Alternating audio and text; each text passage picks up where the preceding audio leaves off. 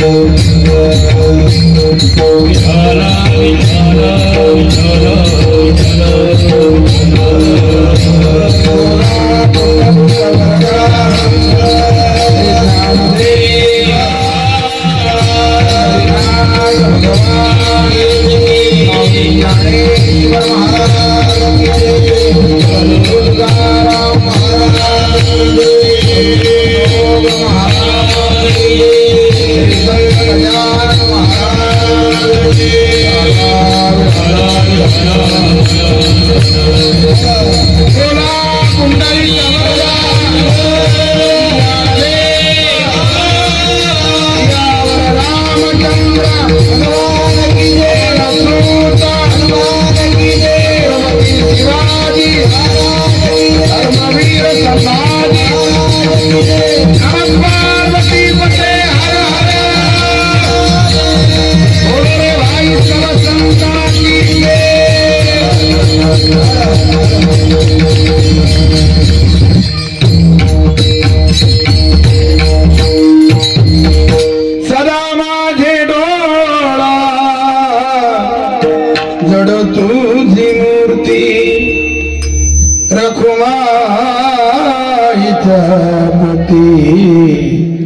सोयरिया good तुझे रूपा good तुझे नाम देई माझा प्रेम सर्व काळ विठू मावली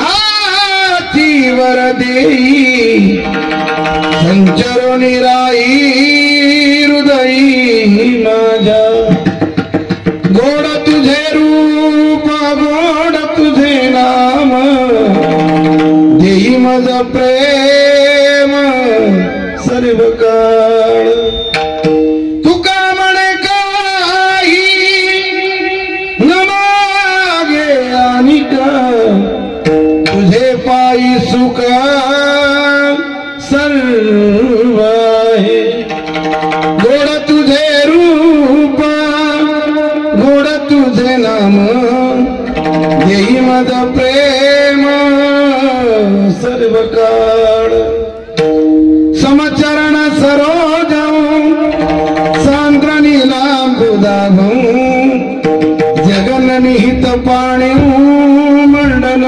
मंडन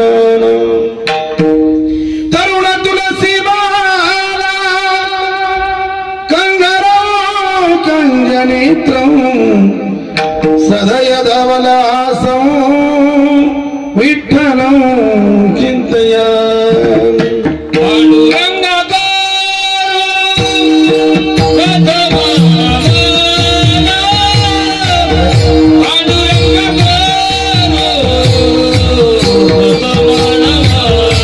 हरि हरि हरि बोला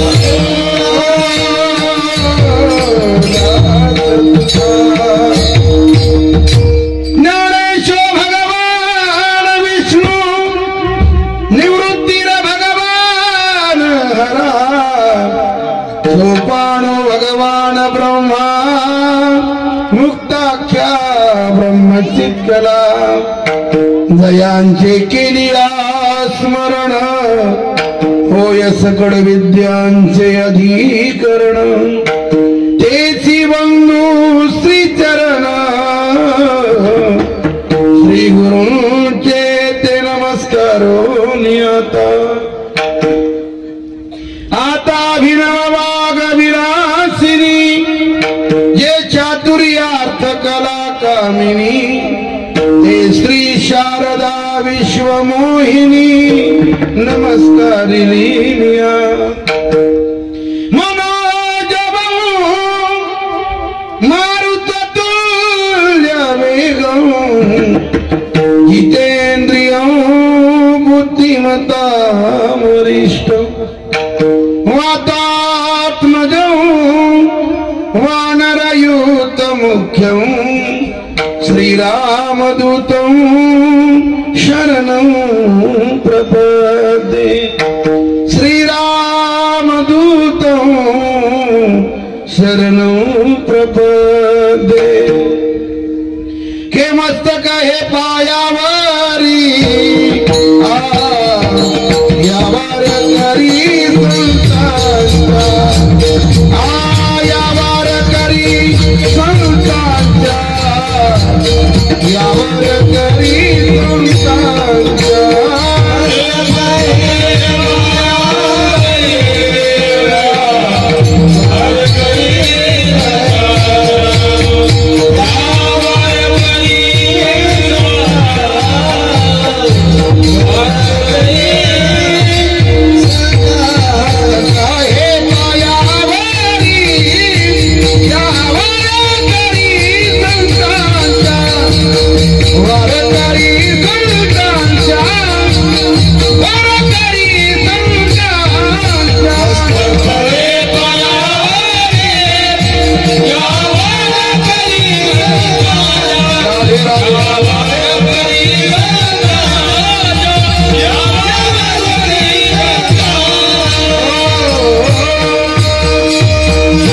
सदा माझे डोळा जडो तुझी मूर्ती रखुमाईच्या पती सोयरिया गोड तुझे रूप गोड तुझे नाम देई मज प्रेम सर्व काळ अखिल कोट ब्रह्मांड नायक रुक्मिणी प्राण संजीवन पंढरीश परमात्मा यांच्या असीम कृपेने अलंकापूर पीठाधीश्वर ज्ञानियांचे राजे योगियांची माऊली साधकांचे मायबाप मुक्त तेजोनिधी कैवल्य साम्राज्य चक्रवर्ती माऊली महावैष्णव ज्ञानोबराय भगवान सर्वांच्या हृदयामध्ये व्याप्त असणारे वैराग्य रागरसिक श्री तुकोबाराय आदी करून सर्व संतांच्या कृपा आशीर्वादाने विकुण कोरवेचा थोरा मोठ्यांच्या सहकार्याने तुम्हा सर्व भाविकांच्या पवित्र उपस्थितीमध्ये हनुमंतरायाच्या या पवित्र प्रांगणामध्ये अतिशय सुंदर देखना नेत्रदीपक नयनरम्य भक्ती सोहळा अतिशय आनंदाने उत्साहाने आणि प्रसन्न चित्ताने चालू आहे। गणगाव हे आज गणगाव न राहता तुमच्या गणगाव मध्ये पंढरपूर अवतीर्ण झालं इतकं सुंदर वातावरण तयार केलं तरी सप्ताहाच्या निमित्ताने तुम्ही फक्त एक भागवत सप्ताह करता असं नाही तर या निमित्ताने तुम्ही गावाची दिवाळी साजरी करता इतकं सुंदर वातावरण तयार केलं। आमचे आदरणीय श्रद्धेय स्वानंद सुखनिवासी सद्गुरु जोग महाराज यांच्या ओजस्वी परंपरेमधला एक तेजस्वी हिरा या परंपरेमध्ये ज्यांचा जन्म झाला ते भागवताचार्य हरिभक्त परायण आमच्या गुरुस्थानी असणारे बबन महाराज देव कुंडोलीकर यांच्या अमृत आणि रसाळमय वाणीमधून आपण कथा श्रवण केलेली आहे। बाबा कीर्तनाकरता उपस्थित आहे त्यांच्या चरणारविंदी माता नतमस्तक करतोय आणि थेट आळंदीवरनं माऊलींच्या रूपामध्ये या गणगाव मध्ये गंभीर महाराजांचं या ठिकाणी येणं झालं हे आपल्या दृष्टीने भाग्याची गोष्ट आहे। ज्या भूमीतून ते आले ती भूमी अतिशय पवित्र आहे ज्ञानोबारायांची भूमी आहे। ज्ञानोबारायांच्या पदस्पर्शाने पावन झालेली भूमी त्या भूमीतून ते आले। आपण नाही जाऊ शकत आळंदीला पण कीर्तन संपल्याच्या नंतर गावातल्या प्रत्येक माणसांनी त्यांचं दर्शन घ्या तुमचं दर्शन थेट माऊलीपर्यंत जाऊन पोहोचेल। संतांच्या भूमीत राहणारा मनुष्य अतिशय पवित्र असतो। ज्ञानोबारायांच्या पदस्पर्शाने त्या गावातला कणकण पवित्र झाला त्या भूमीत त्यांचं वास्तव्य आहे। के विश्रांतीचे स्थान संतांचे माहेरा ते या भूमीवर अलंकापुर विश्रांतीचं स्थान आहे संतांचं माहेर आहे ज्ञानोबारायांची आळंदी तिथून महाराज आले आपल्या कार्यक्रमाची शोभा वाढवत आहे। भागातील सर्व माझी ज्येष्ठ श्रेष्ठ गुरुबंधू मंडळी उपस्थित आहे। आमचे गजानन महाराज आहेत ही सर्व आळंदीकर मंडळी आहे सुरेश महाराज आहेत आणि हा सगळा मेळ आळंदी पंढरपूर सारखं वातावरण तुमच्या गावात ज्यांनी तयार केलं त्या माणसाचं नाव आहे निलेश महाराज गावंडे आळंदीकर.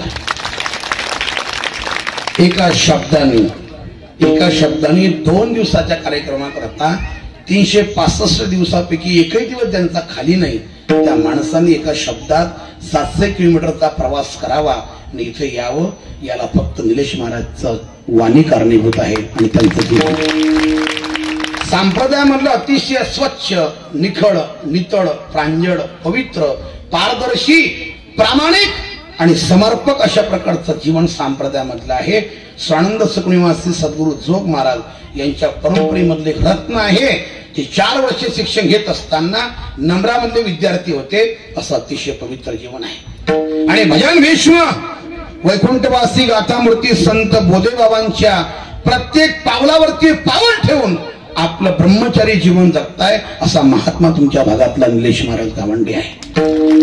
आणि त्यांच्या संयुक्त विद्यमानाने आणि गणगावच्या माध्यमातून गावकऱ्यांच्या माध्यमातून हा सुयोग माझ्या वाटेला आलेला आहे. हनुमंतराच्या पवित्र जयंतीच्या पर्वावरती हा सुंदर उत्सव आपल्या ठिकाणी संपन्न होतो आहे. तुमच्या सर्व गावकऱ्यांना धन्यवाद देतो आणि हनुमंतराच्या मी प्रार्थना करूया की पहिलं वर्ष आहे तर तुमचा सप्ताह इथून पुढं 100 वर्ष पूर्ण हो आणि तुमच्या सप्ताहाची शताब्दी महोत्सव पूर्ण हो अशी हनुमंतराच्या मी प्रार्थना. हा सप्ताह आता बंद पडू नये. पहिलं वर्ष आहे दरवर्षी चालू ठेवा. 12 वर्ष, 25 वर्ष रौप्य महोत्सव, सुवर्ण महोत्सव 50 वर्ष, अमृत महोत्सव 75 वर्ष आणि 100 वर्षाचा कालावधी पूर्ण होईल. शताब्दी महोत्सव पूर्ण करा आणि मृदंग वाजवण्याकरता गंभीर महाराज यांनाच बोलवता. शताब्दी महोत्सव जेव्हा होईल त्यांना तेवढं आयुष्य देऊन देऊ आपण माऊलींच्या माध्यमातून. काही प्रश्न नाही. अकल्प आयुष्य व्हावे ते याकुडा. 100 वर्षाचा कालावधी पूर्ण करू. महाराजांनाच आपण बोलवू त्या शताब्दीमध्ये. त्याच्यामध्ये काही शंका नाही. चला हनुमंतराचं मोठं आव्हान करू आणि त्यांना प्रार्थना करू. हे आईये हनुमंत विराजिये आईये हनुमंत विराजिये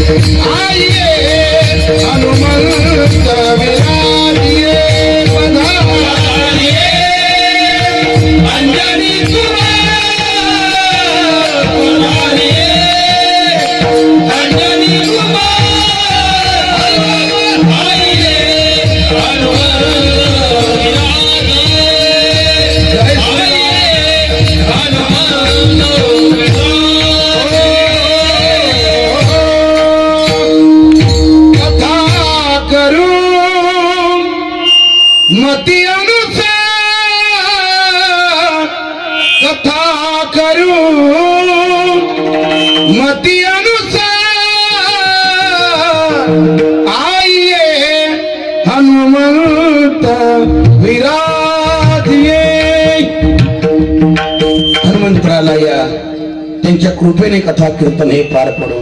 त्यांना या कीर्तनामध्ये त्यांनी यावं. आपले कीर्तन श्रवण करावं. त्यांच्या चरणी प्रार्थना करूया. म्हणून अतिशय सुंदर निरूपण करण्याकरता अभंग निवडलेला आहे जगद्गुरु तुकोबारायांचा. या अभंगाच्या माध्यमातून जगद्गुरु तुकोबाराय आपल्या अंतकरणामधील काही आकांक्षा, अपेक्षा, इच्छा भगवंताच्या समोर प्रगट करताय.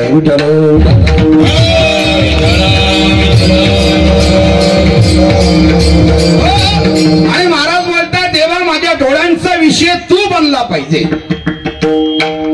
का महाराज ही मागणी करता इतरत्र मागून न मागता महाराज आपल्या डोळ्यांचा विषय तो बनावा, भगवान परमात्मा बनावा असं का म्हणताय?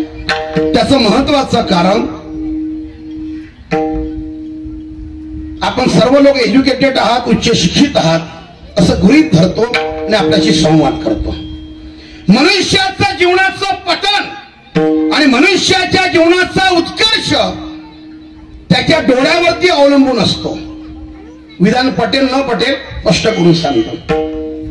ज्याच्या डोळ्याचा प्रवास ज्ञानोबरांचं ज्ञानेश्वरी गाथा, नाथांचं भागवत, संत वाङ्मय ज्याच्या डोळ्याचा विषय बनलेला असतो त्यांच्या जीवनाचा उत्कर्ष होत असतो.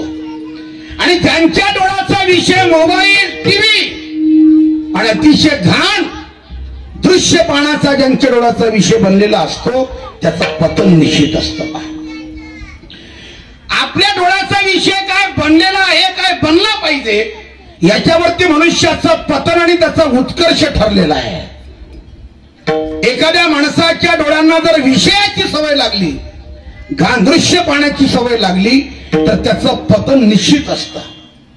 त्याचा उद्धार या जगाच्या पाठीवर शक्यच नाहीये. मानवी जन्माला आल्याच्या नंतर मनुष्याची इत्तिकर्तव्यता, मनुष्याची साफल्यता आणि मनुष्याची जीवनाची पूर्णता हे ज्ञानोबरांच्या ज्ञानेश्वरीमध्ये आणि गाथेमध्ये दडलेली आहे. या जगाच्या पाठीवर जन्माला आल्याच्या नंतर ज्या ज्या लोकांनी ज्ञानेश्वरी गाथेला आपलं जीवन अर्पण केलं, आपल्या डोळ्याचा विषय संत वाङ्मय बनवला, त्यांच्या आयुष्याचं सोनं झालं. पत्रिकेमध्ये ज्यांचा फोटो तुम्ही टाकला ना, ते भजन भीष्म गाथा मूर्ती बोधे बाबा, ज्यांच्या कृपा प्रसादाने हे सप्ताह चालू आहे आणि आमच्या सर्वांवरती त्यांची कृपा आहे. त्यांच्याकडे जेव्हाही आम्ही जात होतो तेव्हा त्यांचा विषय ठरलेला होता. एक तर हातामध्ये माळ असायची, जप करायचे, नाहीतर आपल्या समोर गाथा ठेवून पुन्हा पुन्हा ते वाचायचे.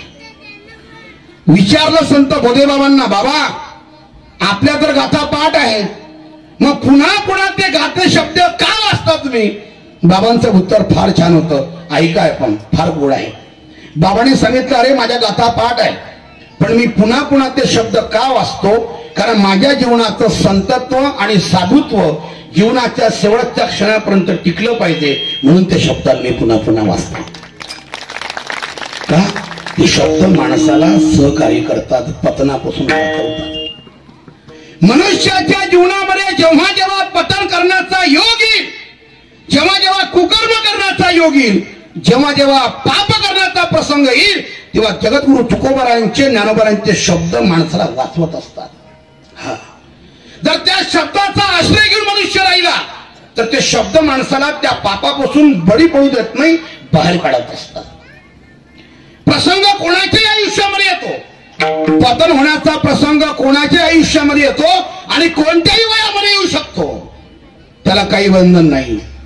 60,000 वर्षाचा विश्वामित्र, एक चूक झाली, मेनका आयुष्यामध्ये आली, संपूर्ण आयुष्यात फक्त एकदा चूक झाली, कोणी त्या विश्वामित्राचं मंदिर बांधत नाही, त्याची कोणी पूजा करत नाही. 60,000 वर्ष तपश्चर्या केली होती. म्हणून ज्ञानोबा तुकोबारांचे शब्द माणसाला पतनापासून वाचवतात, त्याचा आश्रय धरावा. जगद्गुरु तुकोबारांच्या जीवनामध्येही प्रसंग आला, पतन होण्याकरता त्यांचाही प्रसंग आला होता, पण ज्ञानोबरांच्या शब्दाचा आश्रय घेऊन राहणारे महाराज, नाथांच्या भागवताचा आश्रय घेऊन राहणारे महाराज, भगवंतांनी त्या शब्दाने त्यांचं पतन होऊ दिलं नाही. आणि त्यांनी त्या स्त्रीला म्हणावं की जाई वो तुम्हाते नगरी सायास,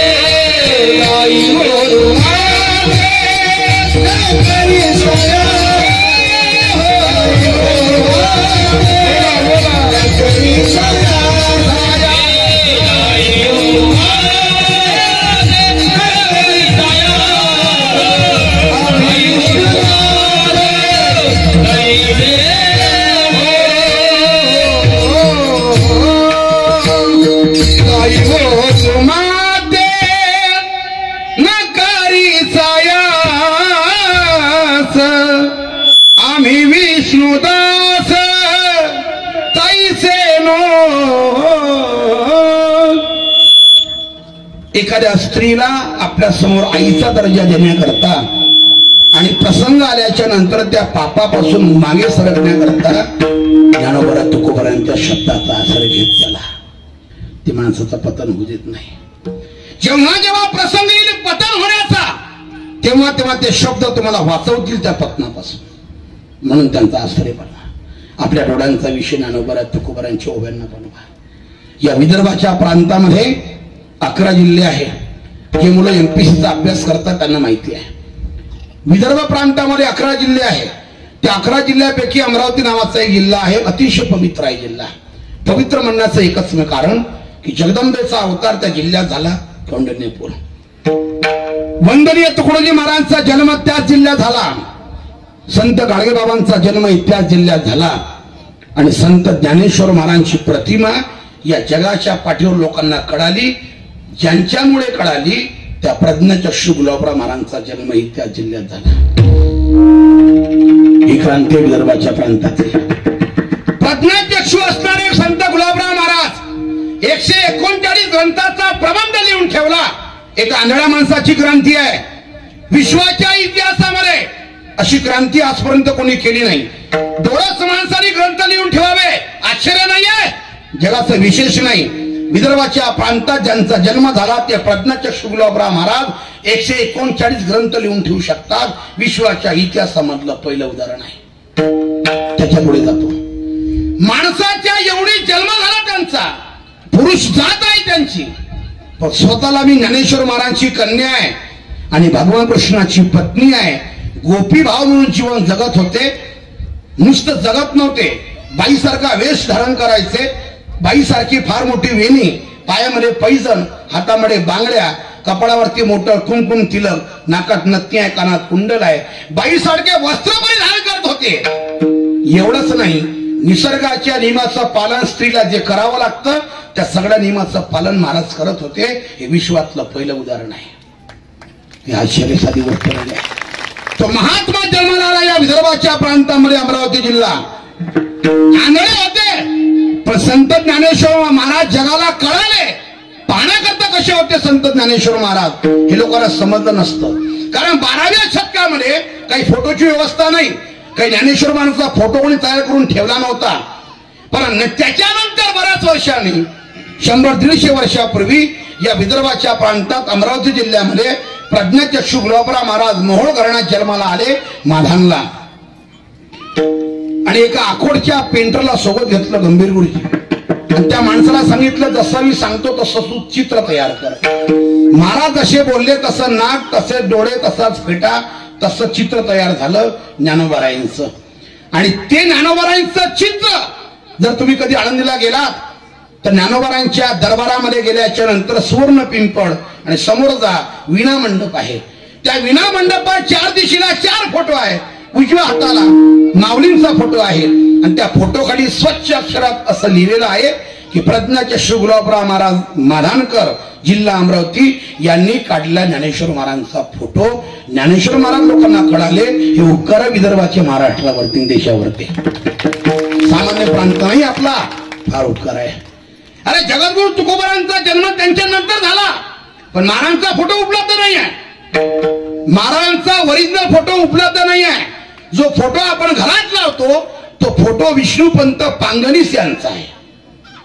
1934 मध्ये चित्रपट आला होता संत तुकाराम महाराज. आणि संत तुकाराम महाराजांची भूमिका ज्या माणसाने केली होती त्यांचं नाव होतं विष्णुपंत पांगनीस.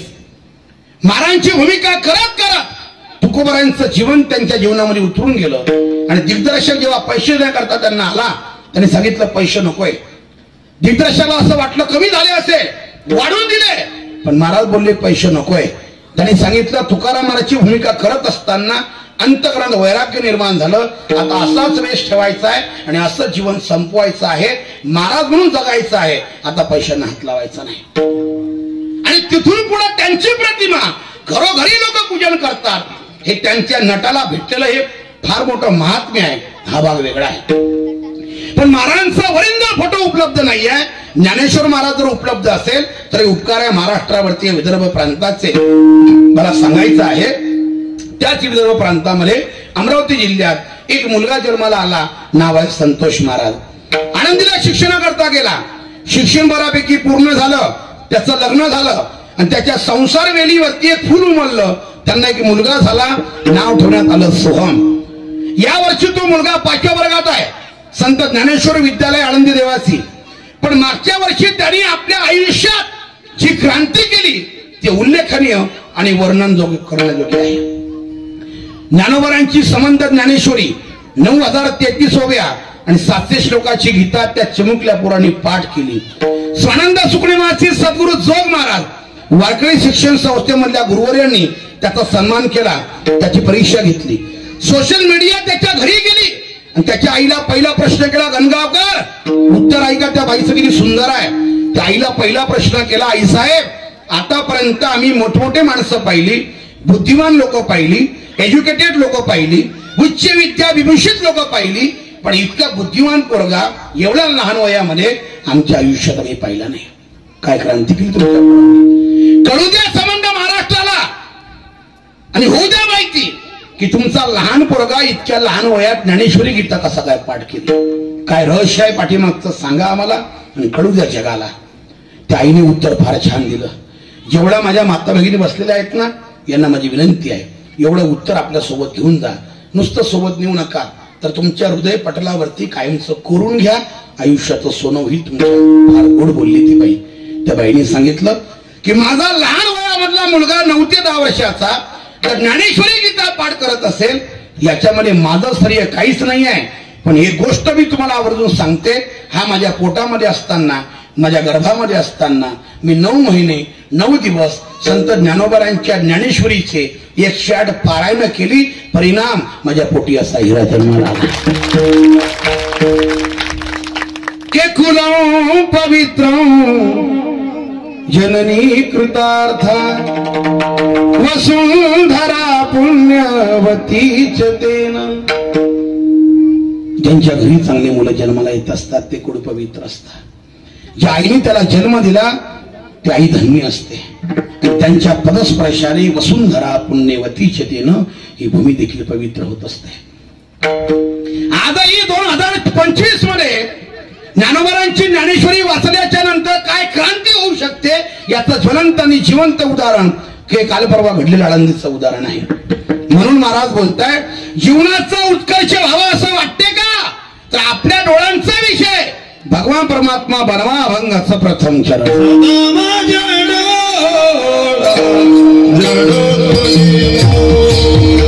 राधे राधे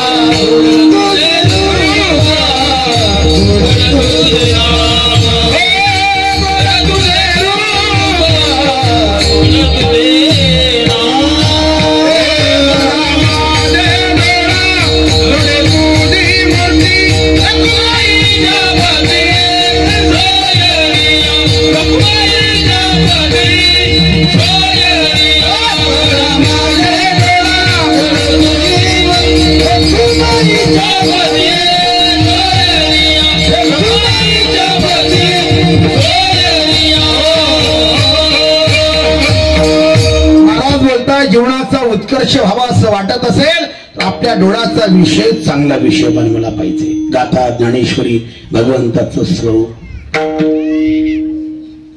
के घेई घेई महादेवाचे गोड नाम विठोबाचे, डोळे तुम्ही घ्या रे सुख पहा विठोबाचे मुख.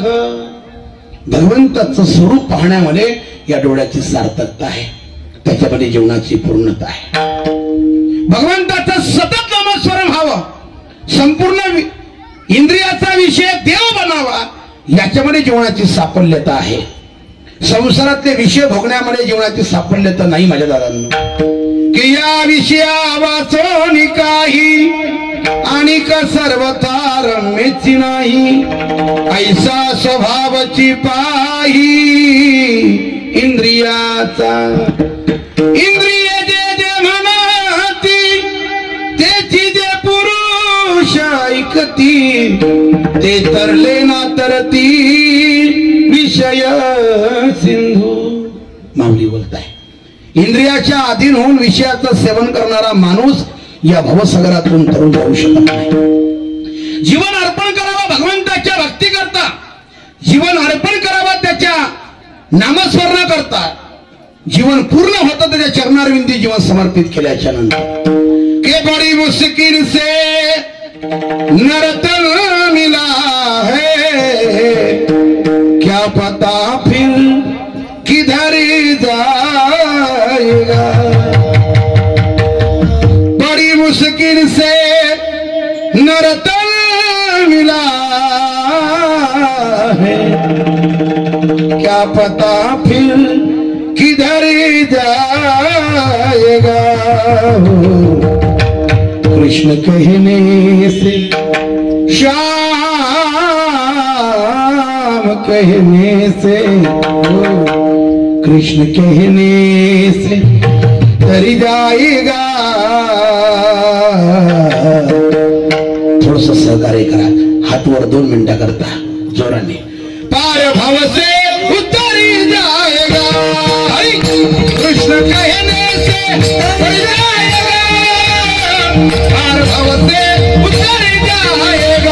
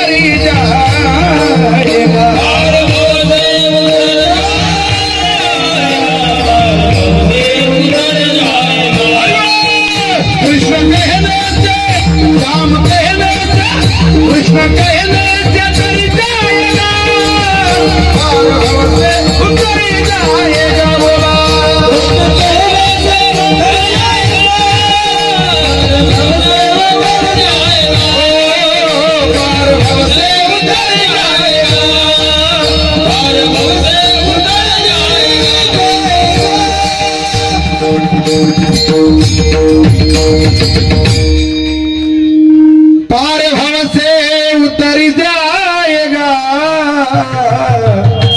पार भव से उतरी जाएगा. भगवंताचं नामस्मरण करण्यामध्ये मनुष्य भवसागरातून तरुण गावास. मोबाईल बंद कर, बंद कर मोबाईल, बंद कर, कर बंद. कीर्तन ऐक. तुमच्या मुला मुलींना योग्य संस्कार लावण्याकरता एक कीर्तन आहे, बरोबर आहे. आणि इथं जर स्थितीत वागले नाही ते मग कुठेच वागणार नाही आयुष्यात. लहान पोरं कीर्तनात जरूर पाहिजे गुरुजी, त्यांची गरज आहे, काळाची गरज आहे. मी तर नेहमी म्हणत असतो, आई वडिलांनी कीर्तनाला येत असताना लहान पोरांना आणलंच पाहिजे. तसा येत नसेल 2 फटके द्या तरी या ना. आणि त्याला मारत असताना त्याच्या आईला जास्त दया आली तर पोराला सोडून द्या. पडलं ना मग काही हरकत नाही, मी सांगतो घ्या साफ करून नाही सगळं. आणि तरी तिला समजावून सांगा की याला नेणं किती गरजेचं आहे. लहान पोरं कीर्तनात जरूर पाहिजे. त्यांचा बुद्ध्यांक हे बोल्या बस करे,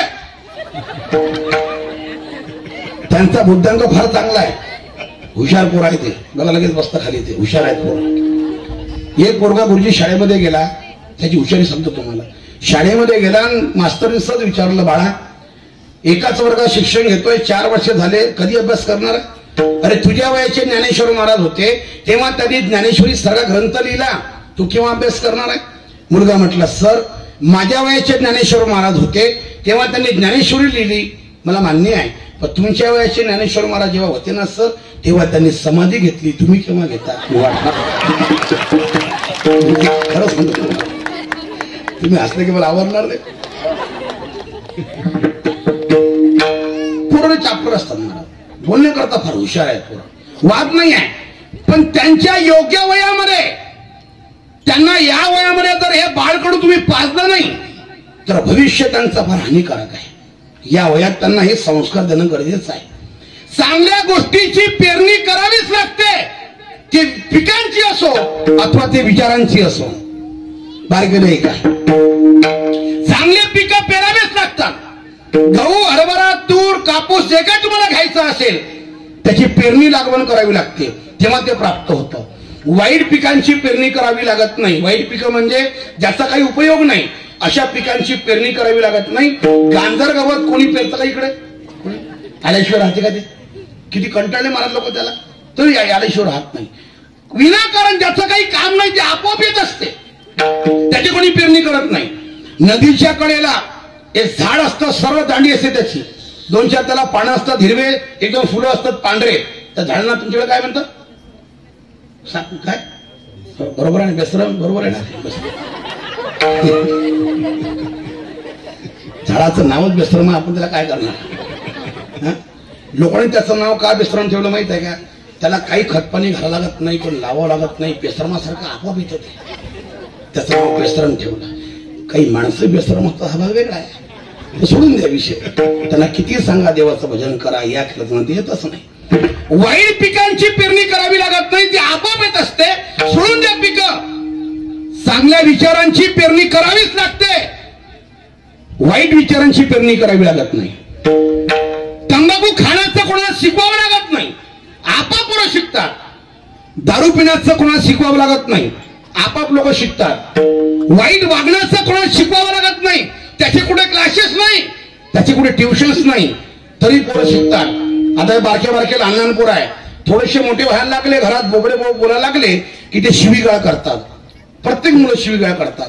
मला सांगा, त्या पोरांना शिवीगाळ करण्याची कुठे ट्युशन नाही, क्लासेस नाही, तरी लहान लहान लेकरं शिव्या देतात. का? लहान लहान लेकरं शिव्या शिकण्याची 2च माणसं कारणीभूत, एक त्याची आई, दुसरा त्याचा बाप. बरोबर, तुमचं बरोबर आहे, त्याचा बाप. अगदी बरोबर बोलले तुम्ही. 2च माणसं घरात कारणीभूत आहे, तिसरा माणूस नाही आहे. दोघांच्या भांडणाचा वाद आणि त्यांनी दिलेल्या एकामेकावरती शिव्या लेकरं ऐकतात, आपोआप शिकतात. त्याच्यामध्ये काय? वाईट गोष्टी शिकवायला लागत नाही, चांगल्या गोष्टी शिकवायला लागतात. करागरे वसते लक्ष्मी करमध्ये सरस्वती कर्मुले तो गोविंदम प्रभाते करदर्शनम पोरांना शिकवावं लागतं. शुभम करोति कल्याणम आरोग्यम धन संपदा. आईला जवळ घ्यावं लागतं, लेकराला दिवा लावताना त्याला शिकवावं लागतं. तसं येत नसतं माझ्या ताईंनो. वाईट गोष्टी शिकवावं लागत नाही, आपोआप शिकतात पोरं. चांगल्या गोष्टी शिकवाव्या लागतात. म्हणून तुम्हाला सांगतो, मे मध्ये सुट्ट्या लागल्या पोरांना शाळेच्या, की गावातले हे सगळे गाबरट पोरं ट्रकमध्ये भरा. ट्रकमध्ये म्हणजे कशातही भरा तुम्हाला वाटतं त्याच्यामध्ये, आणि थेट नेऊन घाला गंभीर महाराजांच्या संस्थेमध्ये आळंदीमध्ये. त्यांच्याकडे पोरं शिकण्याकरता आहे सगळे गावातले. योग्य संस्कार आणि योग्य त्यांना दिशा देण्याचं काम महाराज करतात आळंदी क्षेत्रामध्ये. मुलं व्हायला जाणार नाही. तुमची वर्षभराची फी जी तुम्ही भराल ना, त्या फीचं सार्थक होईल आयुष्यात तुमचं. मुलगा तिकडनं आला घरी की आल्याबरोबर आई वडिलाचं दर्शन घेईल, तो नमस्कार करेल आई वडिलांना. इतका मधुर बोलेल आळंदीचा पोरगा, इतका गोड बोलेल की त्याचं बोलणं बघून आईच्या डोळ्यामध्ये खडकन पाणी येईल की माझा मुलगा आहे.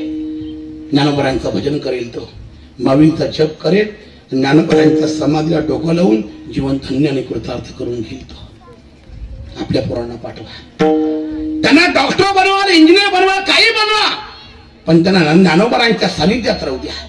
ज्ञानोबारांच्या समाधीवरती डोकं लावू द्या त्याचं. ज्ञानोबारांच्या समाधीला डोकं लावलेला पोरगा आयुष्यात काय पडेल माहिती नाही, पण आयुष्यात तो वाया जाणार नाही हे मात्र निश्चित आहे. हे ज्ञानोबारांची ताकद आहे. तुम्हाला प्रार्थना आहे माझी, आपल्या मुलांना चांगलं दिशेला लावा. योग्य संस्कार जिथे मिळतात अशा संस्थेत देऊन टाका. या संस्थेत राहील तो पोरगा आई वडिलांना मोठं करेल, ज्ञानोबा तुकोबारांचा प्रचारक बनेल आणि योग्य संस्कार जीवनामध्ये अंगीकारून जीवन धन्य आणि कृतार्थ करून घेईल अशा दिशेने पाठवा. गरजा यांची मला आवडतात मुलं. मी लहान मुलांचा आम्ही 1 महिनाभर शिबिर घेतो गुरुजी. मे महिन्यामध्ये प्रत्येक आम्ही जिथं आम्हाला भेटेल तिथं आम्ही शिबिर घेतो. यावर्षी आमचं कारंजामध्ये शिबिर आहे. 12 महिन्यातला 1 महिना आम्ही मुलांकरता देतो. कारण आमच्या स्वानंद सुखनिवासी सद्गुरू जोग महाराज शिक्षण संस्थेचा एवढाच उद्देश आहे की प्रत्येक प्रचारक कीर्तनकारांनी आपापल्या भागात जाऊन स्वानंद सुखनिवासी सद्गुरू जोग महाराज परंपरेचं ज्ञान घराघरात पोहोचवण्याचं काम करावं. ही आमच्या वारकरी शिक्षण संस्थेची खरी परंपरा आहे. त्यांचा उद्देश ते आम्हाला चालवायचं आहे. पुढे आमच्यापर्यंत ज्ञान मर्यादित ठेवायचं नाही. जे ज्ञान आमच्यापर्यंत आलं ते जनसामान्यापर्यंत पोहोचवायचं आहे. विज्ञानाची प्रगती प्रचंड झाली, मान्य आहे. किती प्रगती? दिल्लीतला माणूस इथे बसलेल्या माणसासोबत फेस टू फेस बोलू शकतो. ही प्रगती आहे विज्ञानाची. पूर्वी लग्न जमलं तर लग्न होईपर्यंत मुलामुलीची गाठभेट होत नव्हती. आज विज्ञानाची प्रगती एवढी झाली, लग्न जुळल्याबरोबर फेस टू फेस मोबाईलवरती बोलू शकतो आपण. प्रगती आहे विज्ञानाची, बरोबर आहे. तुम्ही जर शेगावला गेले ना गुरुजी, आला तर तुम्ही जाऊन या. आता शेगावला जर गेले ना तर प्रगती सांगतो तुम्हाला विज्ञानाची. एक मशीन अशी तयार झाली, लाखो लोक येऊ द्या जेवण करण्याकरता. स्वयंपाक कमी पडत नाही, कारण करण्याकरता बायकांचं काम नाही, माणसांचं काम नाही. मग मशीन अशी तयार झाली, गव्हाचं पीठ टाकून द्यायचं, पाणी टाकून द्यायचं, आतमध्ये उंडा तयार होतो, लगेच चपात्या बाहेर पडतात, पोळ्या बाहेर पडतात. विज्ञानाची प्रगती. आता शेगाव संस्थान बाबा आणखी मशीन तयार करणार आहे. गर्दी वाढत चालली. आता ते विचार करताय गव्हाचं पीठ नाही, पाणी नाही, काहीच नाही. मग आला माणूस टाकून द्यायचा मशीन मध्ये, तो जेवण करून बाहेर पडला पाहिजे. हे सांगता येत नाही गुरुजी त्यांचं, ते पाटलाचं काम आहे. कुठून आपल्याला जा म्हणतील, कुठून बाहेर काढतील काही सांगता येत त्यांचं. व्यवस्थापन कौशल्य खूप मोठं आहे त्यांच्याकडे. काय करतील त्याचा नियमच नाही आहे, सोडून द्या. विज्ञानाची प्रगती प्रचंड झाली, मला मान्य आहे. पण माझ्या सद्गुरू जोग महाराजांनी जी आध्यात्मिक प्रगती केली आणि माणसं घडवण्याचा कारखाना निर्माण केला. 1917 मध्ये वारकरी शिक्षण संस्था निर्माण केली आळंदीमध्ये. त्याची क्रांती अशी आहे, गावातला अंगपळ अशिक्षित मुलगा संस्थेत देऊन टाका. 4 वर्षे पूर्ण झाल्याच्या नंतर तो आदर्श कीर्तनकार म्हणून बाहेर पडतो. हे क्रांती आहे माझ्या वारकरी शिक्षण संस्थेची. आणि त्या शिक्षण संस्थेकडे वाटचाल करायची आमच्या मुलांना, जर त्यांना घडवायचं असेल. गणगावाच्या या सप्ताहाच्या निमित्ताने हा विचार आपल्या सोबत घेऊन जा. महाराज बोलले, ज्यांचा डोळ्यांचा विषय चांगला असेल त्यांचा उत्कर्ष होईल, जीवनात ती माणसं मोठी होतील. आपलं जीवन समर्पित असावं देवाच्या चरणारविंदी, याच्या जीवनाची साफल्यता आहे. भागवत ऐकलं आपण बाबांच्या मुखातून, स्पर्श करून जातो. त्या गोपिकांचं वर्णन केलं नारद भक्तिसूत्रामध्ये नारदानी, की यथाव्रज गोपिकानाम, भक्ती करावी तर त्या गोपिका प्रमाणे करा, असं उदाहरण काय सांगितलं. त्याचं एकमेव कारण, गोपिकांचा एवढा त्याग भगवान कृष्णा करता जगाच्या पाठीवर कुणीच करू शकत नाही. अंतिम स्थान आहे त्या गोपिकांचं. म्हणून वारकरी संप्रदायामध्ये कोणताही कार्यक्रम असो, भजनाचा असो अथवा त्या सप्त्याचा असो, त्याची सांगता, त्याचा समारोप गवळण म्हटल्याशिवाय होत नाही. कारण त्यांच्यानंतर कोणाचा अधिकार नाही. महाराष्ट्रातल्या प्रत्येक संतांनी त्या गोपिकांचं तोंड भरून वर्णन केलं आहे महाराज. की तुझ्या मुरलीचा ध्वनी अकल्पित पडिला कानी, विवळ झाले अंतकरणी,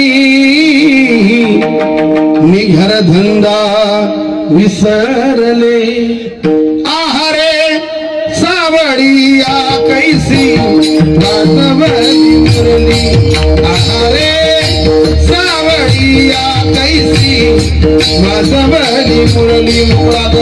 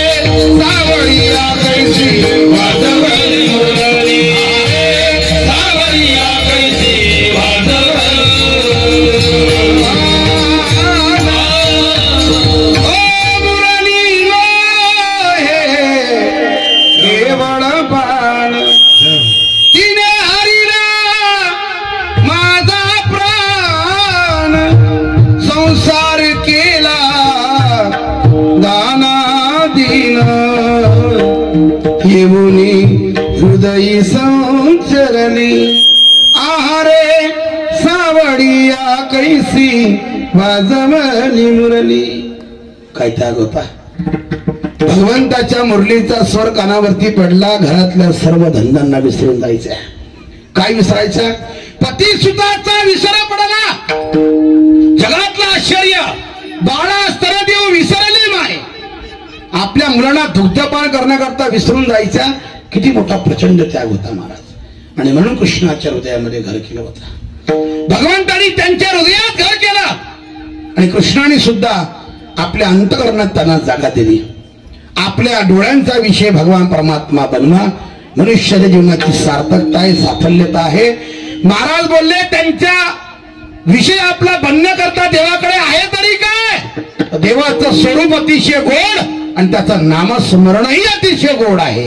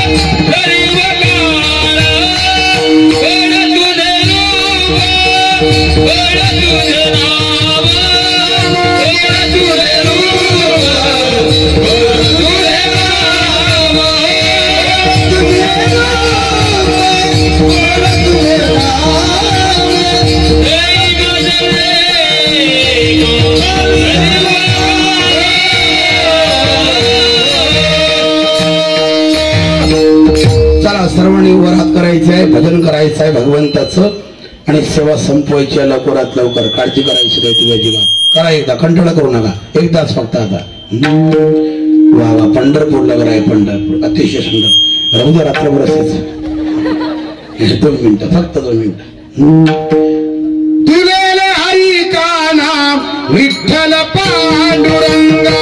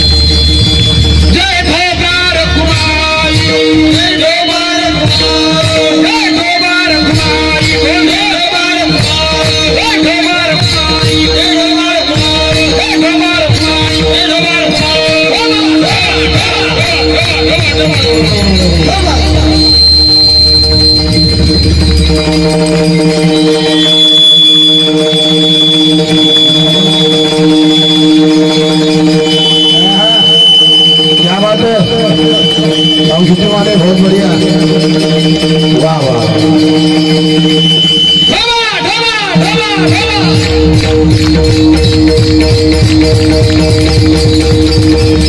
धन्यवाद। एक गोळी घाबरे, वाह वाह, गंभीर महाराजांसाठी जोरात टाळे, जोरात एकदम मनापासून। सावष्टी मनासाठी दोन वेळा वाजवा, त्याला डबल वाजवा टाळायचा। नंबर दिला जाताना, नंबर घेऊन जाता, मलाही देतात नंतर, मस्त लावतोय सावष्टी, गोड लावली त्याने।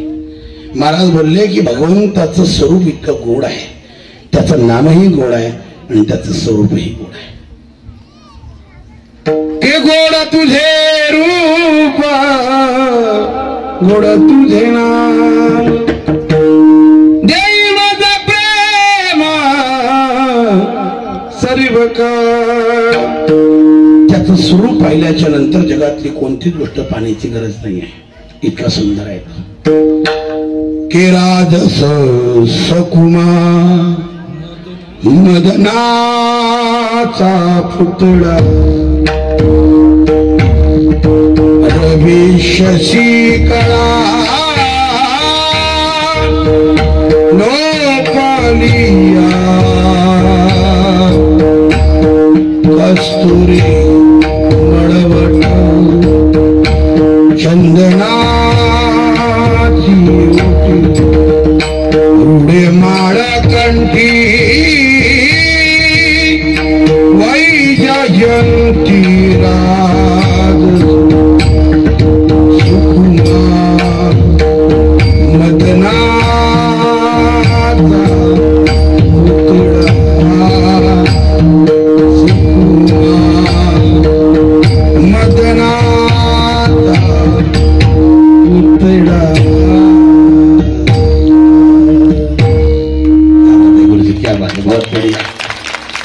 गुरुजींचं बालगंधर्व थिएटर मध्ये तुम्हाला सांगून जातो, माहिती नसेल तर, बालगंधर्व थिएटर आहे पुण्यामध्ये। लोक त्याच्यात 500 रुपये 600 1000 रुपयाचे तिकीट्स आहे, ते तिकीट काढून तिथं भजन ऐकण्याकरता जातात। जितेंद्र अभिषेकी यांचे पटशिष्य असणारे मोठमोठे शौनक अभिषेकी आहेत, आमचे नवीन अभिनव मधले निघाले महेश काळे साहेब आहे, मोठमोठे गायक असतात। आणि त्या मोठमोठ्या संगीतकारांसोबत गायकांसोबत गुरुजी मृदंगाची साथ करण्याकरता त्या थिएटरमध्ये बसलेले असतात। तो माणूस तुमच्या गावात आहे, ही भाग्याची गोष्ट आहे तुमची। इतकं विलंबित वाजवणं हे कोणाचंही काम नाही आहे। मात्रा 3-3 तास ते भजन चालतं, मात्रा तीच राहते, ठेका तेच राहतो, सूत एक श्वासास पुढे जात नाही, असं मागे नाही पुढे नाही, त्याच लयमध्ये। पंडित भीमसेन जोशीच्या भजनं व्हायचे तिथे, लतादेवी मंगेशकर काय होऊन गेले महाराज महाराष्ट्रात माणसं, भारतरत्न पुरस्कार भेटले यांना। ते त्यांना लतादेवी मंगेशकर चित्रपटात गाणे गात होत्या म्हणून त्यांना भारतरत्न पुरस्कार भेटला नाही, लोकांना काढून टाका। चित्रपटात गाणाऱ्या अनेक गायिका होत्या, त्यांना भारतरत्न नाही भेटला। मग लतादेवी मंगेशकरांनाच का भारतरत्न दिला त्याचं कारण तुम्हाला सांगतो, कारण त्यांच्या वाणीला ज्ञानोबारायांच्या ओवीचा स्पर्श झाला म्हणून त्यांना भारतरत्न पुरस्कार भेटला। गाणे तर कोणी म्हणतं चित्रपटांमध्ये, त्यांना भारतरत्न नाही। ज्यांनी तुकोबाचे अभंग गायले, ज्यांनी ज्ञानोबारायांचे अभंग गायले, त्यांना भारतरत्न पुरस्कार। पंडित भीमसेन जोशी आणि लतादेवी मंगेशकर एकत्र बसायचे महाराज, आणि काय स्त्रिया असायचा तो, काय काळ होता महाराज। बाजे रे मुरलिया बाजे रे, बाजे रे मुरलिया बाजे,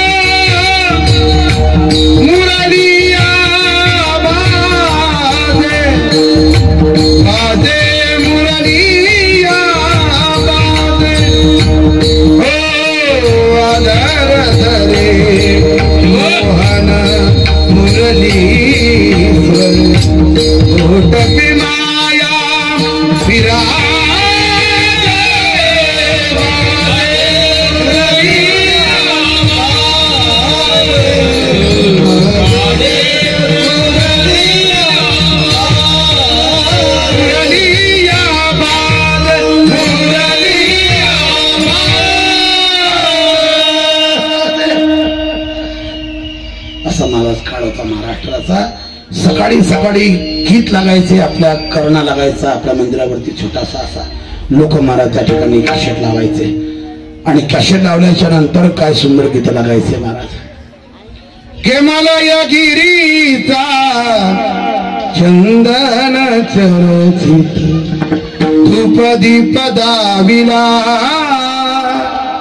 स्वीकारावी पूजा आता हुटी हुटी गोपाळा हुटी हुटी गोपाळा.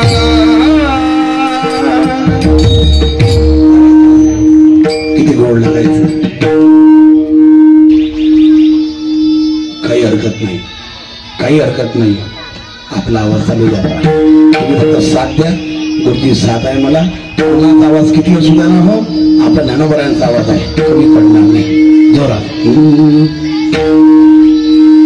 ज्ञानोबराया माझ्या तुकोबाराया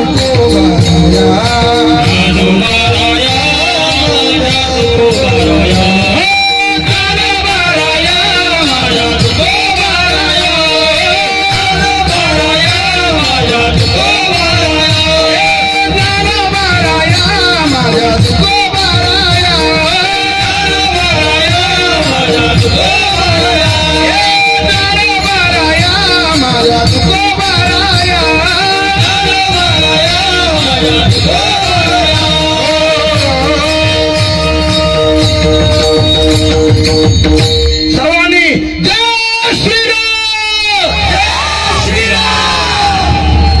माईक वर थांबा खायचे. जय श्रीराम. जय जय श्रीराम. बोल बोल पुत्र हनुमान की. नमः पार्वती पते हर हर. धन्यवाद. दांडेश्वरा